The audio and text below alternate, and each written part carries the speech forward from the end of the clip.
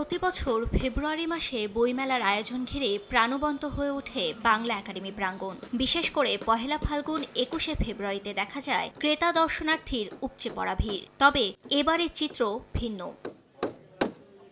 নির্বাচনের কারণে এবার বইমেলা শুরু হচ্ছে দেরিতে। পহেলা ফেব্রুয়ারির পরিবর্তে ২৫ ফেব্রুয়ারি থেকে শুরু হচ্ছে আয়োজন, আর সেই অপেক্ষায় আছেন বইপ্রেমীরা। আমি হৃদয়ের টানে বাংলা একাডেমিতে আজকে এসেছি, কিন্তু আমার কাছে নিষ্প্রাণ লাগছে। আমার জীবনের প্রথম দেখলাম যে ২১-এর বইমেলা ২১-এ হচ্ছে না, কিন্তু একদিক দিয়ে চিন্তা করলে দেখা যায় দেশের তো কোনো না কোনো কাজে লাগছে। ২১শে ফেব্রুয়ারিতে বইমেলা পরে শুরু হবে, ব্যাপারটা আসলে একটু খারাপ লাগার, যে জমজমার যে পরিবেশ সেটা নাই।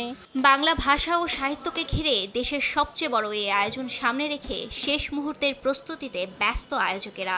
এবার রমজান মাসে মেলা আয়োজন হওয়ায় থাকছে কিছুটা ভিন্ন ধর্মী ব্যবস্থাপনা। বাংলা একাডেমির সাথে কথা হয়েছে, আমরা যে প্রায় ১১৫০টা আপনার যে বরাবর যেটা হয় তার থেকে একটু বাড়তিই করা আছে, সেই অনুযায়ী প্রস্তুতি চলছে। ফাল্গুনের দিনটা পাওয়া যায় সব সময়, তার উপরে ২১শে ফেব্রুয়ারির দিন একটা বিশাল ক্রাউড যে থাকে, সেটাও এবার মিস হয়েছে। একটা সম্ভাবনা ছিল যে ২১শে ফেব্রুয়ারি যে উদ্বোধন করার, তো তারপরে যে সব মিলাই যে আপনার সরকার গঠন এবং বিভিন্ন রকমের রাষ্ট্রীয় যে বিষয় আছে, সেগুলো সবকিছু মিলিয়ে সম্ভব হয়নি। দেরিতে শুরু হলেও মেলায় ভালো সাড়া পাওয়ার ব্যাপারে আশাবাদী আয়োজক কমিটি। ২১শে ফেব্রুয়ারি শুরু হলেই বাংলা একাডেমি প্রাঙ্গণ ভরে ওঠে বই, পাঠক আর লেখকের পদচারণায়।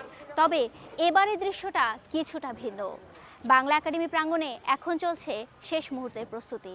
ব্যস্ত সময় পার করছে কর্মীরা। আয়োজকরা বলছে বইমেলা শুরু হলে এ প্রাঙ্গণ ফিরে পাবে তার চেনা চাঞ্চল্য। ফারিয়া ফারুকী, সময় সংবাদ, ঢাকা।